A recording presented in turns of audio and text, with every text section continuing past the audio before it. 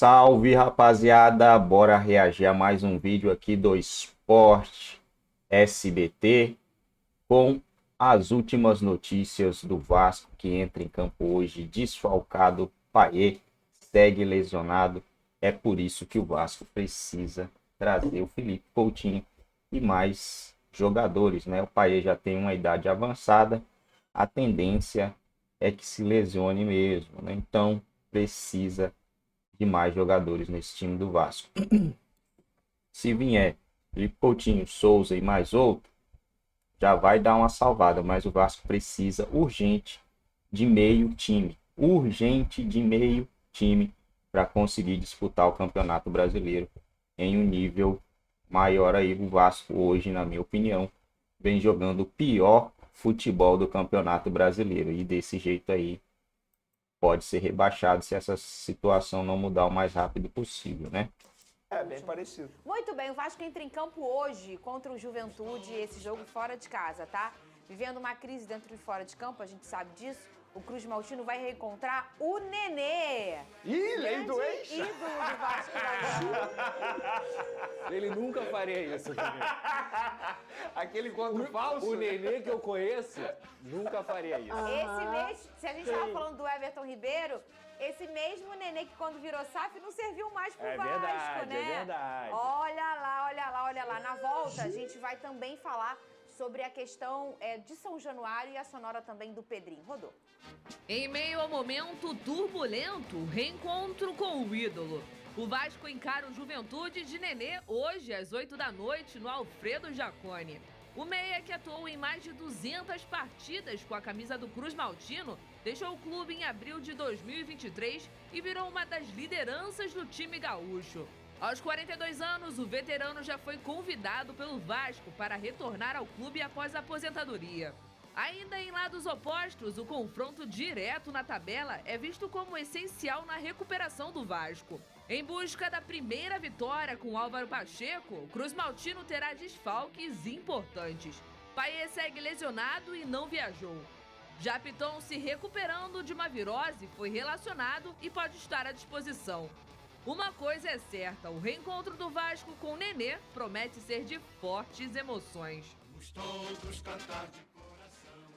Amigo, eu não vou falar o negócio da lei do ex na sua vez, tá? Por favor. Eu não deveria, porque você não faz isso comigo. Obrigado. Deixa que eu falo.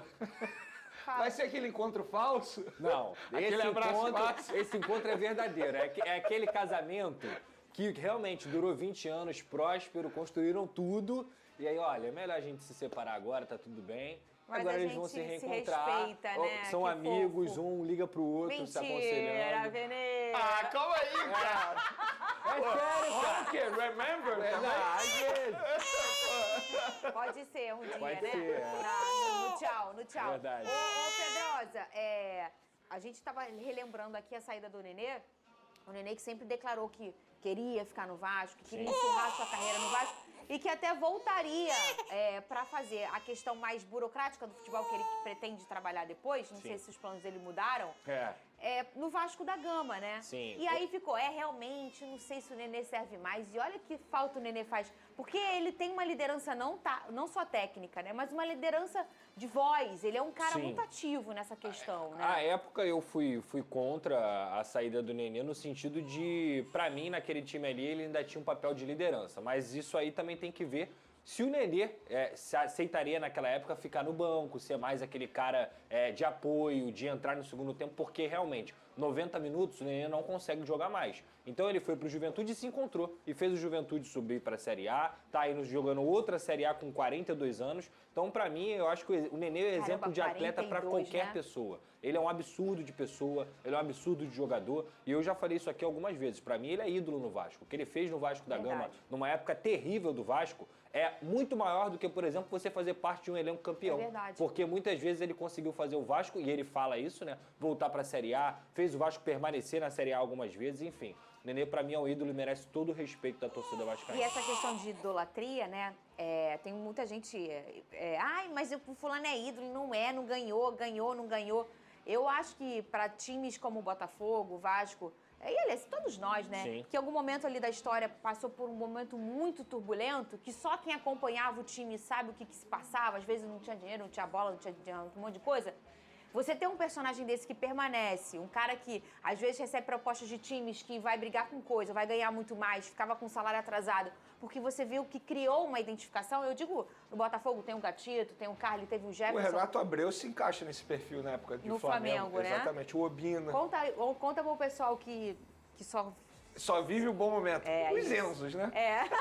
Você que é Enzo, você não viveu esse momento, mas o Renato Abreu se encaixa nesse perfil, o Obina.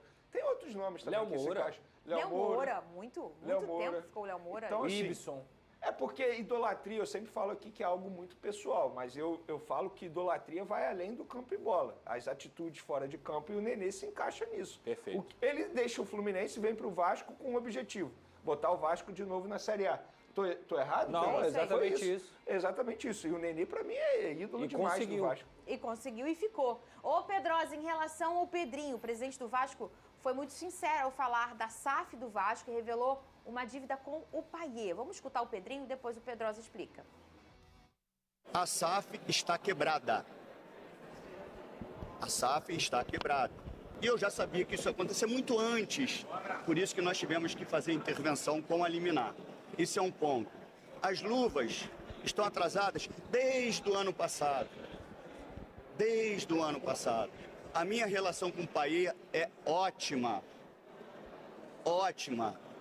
A dívida que o Payet tem é a de março. Vamos lá, Pedrosa. Quando ele fala a SAF está quebrada, ele se refere a 777, perfeito? Não, a Vasco SAF. A Vasco SAF. É, não é a 777 que ele está falando. Ele está falando É da a Vasco empresa. SAF. É claro. Porque como a gente... Gente, quando a gente alertou aqui sobre o balanço do Vasco, onde muita gente... conseguiu um superávit, o faturamento...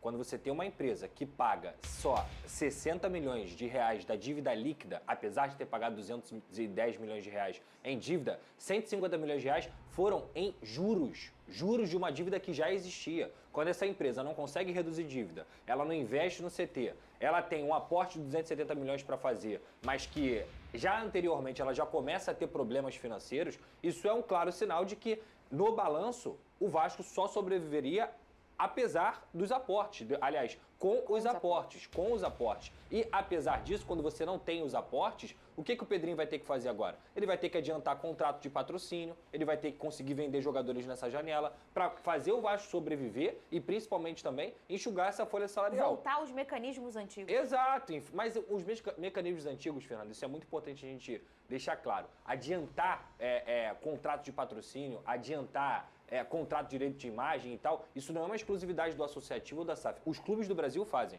Vários clubes do Brasil, SAF e não associativos. É uma prática horrível, é uma prática terrível, mas é uma prática muito usual. E o Pedrinho, com a corda no pescoço, porque ele não conseguiu ainda o investidor para comprar as ações da 777, ele vai ter que fazer isso para que o clube sobreviva das próprias ações, das próprias, digamos assim, receitas, né? Então, quando ele fala que a Vasco SAF está quebrada, é porque não tem dinheiro para poder conseguir arcar com os custos operacionais. Sim. Isso é estar quebrado. O Vasco, sei lá, tem uma folha salarial de 15 milhões de reais. Você tem mais 6 meses aí de temporada pela frente. Você tem que colocar dinheiro no clube. E é por isso que ele vai adiantar os patrocínios. Provavelmente a gente vai ter negociação de jogadores. Provavelmente a gente vai ter saída de jogadores. E enxugar a folha, Enxugar a provavelmente, folha né? nessa saída de jogadores. Por quê? Quando ele fala que a SAF está quebrada, é porque o Vasco não tem dinheiro em caixa da Vasco SAF. Quando entraria esse dinheiro, Pedrosa? Em setembro, que a 777, teoricamente, faria esse aporte. Mas qual é a garantia que a 777 faria esse aporte realmente?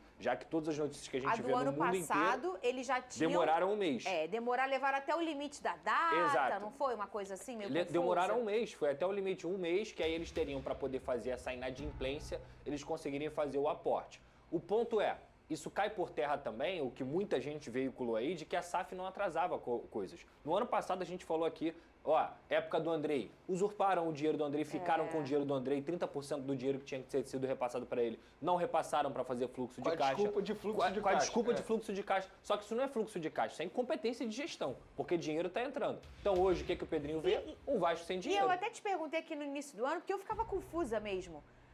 Eles fizeram um aporte agora, quando foi? Em março, não? Não sei. Foi esse ano. Foi o ano passado. Aí, O que eles fazem é, por exemplo, eu preciso de mais 10 milhões para contratar um jogador, que é o caso do Hugo Moura. Eles liberam essa operação. Não quer dizer que eles colocaram 10 milhões de reais no Vasco. Até porque as compras, isso é uma prática normal, não é só do Vasco, elas são muitas vezes parceladas. Você faz mecanismos de ativação de, o cara vai jogar 5 jogos, aí eu sou obrigado a comprar. Mas eu só sou obrigado a comprar no ano seguinte. Então isso é completamente normal, isso é uma prática normal. Mas dentro do Vasco da Gama, a dívida tá aí. Essa frase do Pedrinho me lembrou muito uma frase que aconteceu no Flamengo.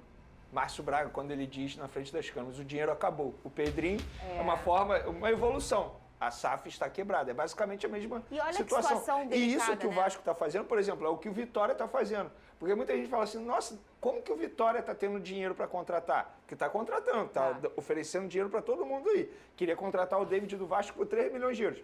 Porque eles Mas tem o pediram negócio do Fatal antecipação. também, né? Não, mas eles têm muito dinheiro por conta da antecipação de direito de transmissão. Isso. Da Plim Plim, entendeu? Sim. Então, por isso que eles estão com muito dinheiro. E não é errado, foi o que o Pedroso falou, é uma prática, entre aspas, comum no futebol brasileiro. Arriscado? É, mas se não fizer isso, vai fazer o quê? Vai dever salário para todo mundo? Pois é, mas aí, ô Pedrosa, eu falei, e aí eu te perguntei na época, mas e o dinheiro do PEC, e o dinheiro do Marlon, e o dinheiro do não sei o quê?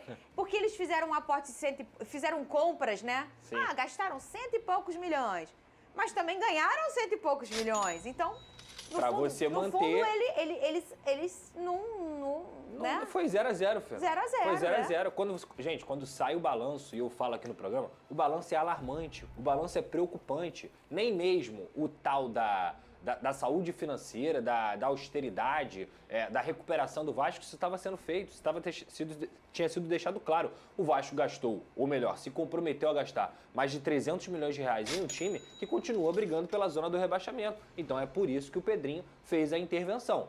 Repito, ele trouxe para ele uma responsabilidade muito grande e ele vai ter que resolver essa situação. Mas, segundo ele, eu senti firmeza na entrevista dele, ele está conseguindo andar operacionalmente para conseguir o Vasco sobreviver nessa temporada. Agora, para a próxima temporada, ou vende as ações da 777 ou esquece, não vai ter dinheiro. A reforma de São Januário foi aprovada na Câmara. Dá detalhes pra gente aí, Pedrosa, o que aconteceu. Vamos lá. Eu vi até o Rodrigo Dinamite comemorando, colocou uma postagem, ele estava lá, ele é muito ativo, né, no Vasco da Gama, enfim, como é que esse sangue não vai circular por lá, né? Exato. Um beijo pra ele. Botando a comemoração, a casaca também, dessa reforma de São Januário. Diante de tanta tragédia, para mim é a melhor notícia do ano para o Vasco, talvez a melhor notícia do século, porque o Vasco vai conseguir essa reforma de São Januário dentro do potencial construtivo. O Flamengo está tentando também algo parecido para construir o seu próprio estádio. Então seriam aí um potencial construtivo avaliado em 506 milhões de reais, que o Vasco vai vender esse potencial para uma empresa que esteja interessada e vai conseguir usar esses 506 milhões de reais não só na reforma de São Januário, que deve durar 3 anos, para uma capacidade aí, um aumento de capacidade para 47 mil torcedores, Caramba. mas também no complexo de São Januário. Quando a gente fala aqui da Carol, que mora ali perto, que é a nossa maquiadora, um beijo para ela inclusive, é um benefício não só para São Januário, não só para o torcedor vascaíno, é um benefício para o entorno, para a zona norte do Rio de Janeiro. Então é por isso que nesse momento já está nas mãos do prefeito Eduardo Paes e só falta ele sancionar para que as obras comecem. A casa que vale 50 mil, daqui a algum tempo vai valer 150 mil. É isso aí. É a valorização. Exato, Claro. perfeito. E muito mais do que a valorização financeira, porque o Vasco não vai vender São Januário. Sim. É a qualidade para o seu torcedor, que com o Vasco na Série B, em 20 minutos, esgotam os 20 mil verdade. ingressos. Então, assim, Isso o é Vasco aumento é uma de torcida receita, pô. imensa e ele merece uma casa que caiba vários vascaínos, Agora, né? tem um ponto que precisa ser discutido. Onde o Vasco vai jogar durante esse período? Porque eu acho que isso aí é crucial. Porque quando o Flamengo não teve estádio para jogar e teve que ficar viajando o tempo todo, isso pesava muito na logística. A obra começa quando? De dezembro a janeiro. Começa. Desse ano, Esse agora. ano o Vasco joga em São Januário. Beleza. Dezembro Quer e dizer, janeiro. a gente está pensando nos próximos 3 anos o Vasco sem sua Sem casa. O ideal é sem Sem fechar o sua parceiro. maior arma. o Botafogo. Aí o Pedrinho falou ontem Aí, ideal. sobre Newton Santos, É Maracanã, ideal. obviamente, em alguns jogos, jogar diante de grandes adversários fora do estado com um grande apelo e também a possibilidade da Ilha do Governador, o estádio da Portuguesa, Lusa. ser Qual transformado você em... prefere? Cara, eu acho que são opções viáveis. Eu gosto do Newton Santos, eu acho que é um estádio, por mais que muita gente tenha suas ressalvas, eu gosto do Newton Santos, acho que tem acesso, é um bom estádio, a grama sintética não vai prejudicar o Botafogo, acostumar? não vai prejudicar o Vasco, não tem problema em relação a isso. Eu gosto do Maracanã, mas também tem que entender que a dupla Fla-Flu tem a maioria dos jogos. Sobre os outros jogos fora, sou a favor dos jogos off-Rio, porque o torcedor do Vasco tem que ser prestigiado e também não vejo problema. Eu não acho nenhuma das opções um problema, Fernando. Não vejo mesmo. Acho que é em prol do Vasco, é em prol de uma entrada no século XXI do Vasco da Gama para voltar a ter receita de estádio, para voltar a ter um grande estádio. A situação é, todas são bem viáveis e bacanas, eu Todas. também acho. Eu gosto. Mas nada vai ser igual a São Januário. Então é a mesma Não. coisa. Bom, galera, isso aí de início vai ser ruim pro Vasco, mas depois, né? Depois de uns 3 anos, a situação vai dar uma melhorada. Vasco enfrenta hoje o Juventude, horário mais cedo, né? Horário de Brasília às 8 horas. Vasco e Juventude. Hoje tem Atlético Goianiense e Criciúma. Jogo aí na disputa direta, né? Esse jogo aqui ajudaria muito o Vasco, sendo um empate. Aí a gente tem Botafogo e Atlético Paranaense, briga dos líderes, né? Fortaleza e Grêmio. E também outra briga dos desesperados. Juventude e Vasco, São Paulo e Cuiabá, Cruzeiro e Fluminense. Fluminense também no desespero. Internacional e Corinthians, também a briga ali do desespero, né? O Inter não está desesperado. O Inter tem 7 jogos e 11 pontos, né? Se vencer os 2 jogos que tem aí, vai a 17. O Atlético Goianiense tem 8, Criciúma tem 6. O Criciúma pode ir a 7 com um empate. O que vocês acham? Melhor o Criciúma perder? Ou melhor um empate, que aí o Atlético Goianiense também não se afasta muito, né? Tem essa situação aí. A verdade é que o Vasco precisa também vencer para frear o Juventude. Quanto mais essa turminha aí não somar pontos, e o Vasco somar pontos, obviamente, né? Melhor fica a situação. O Grêmio tem 7 jogos apenas. Não é o lugar dele, do Grêmio. O Grêmio não tem time para estar nessa situação. Lembrando que o Grêmio caiu nesse jeito, né? Ah, não tem time para isso. O Cruzeiro, não tem time para isso. O Fluminense não tem time para estar ali também com 6 pontos, mas a gente já viu alguns times caindo sem ter time para isso. O negócio é que estar na zona de rebaixamento muda muito, né? O psicológico muda demais, afeta demais o mental dos jogadores, da torcida, inflama todo mundo, cara, envolve todo mundo, engloba tudo que gira em torno do time. E aí acaba ficando bem difícil a situação. Por isso, o Vasco tem que somar ponto nesse jogo, que seja um ponto, né? A vitória é bem-vinda, obviamente, mas que seja um ponto o Vasco precisa somar nesse jogo diante do Juventude.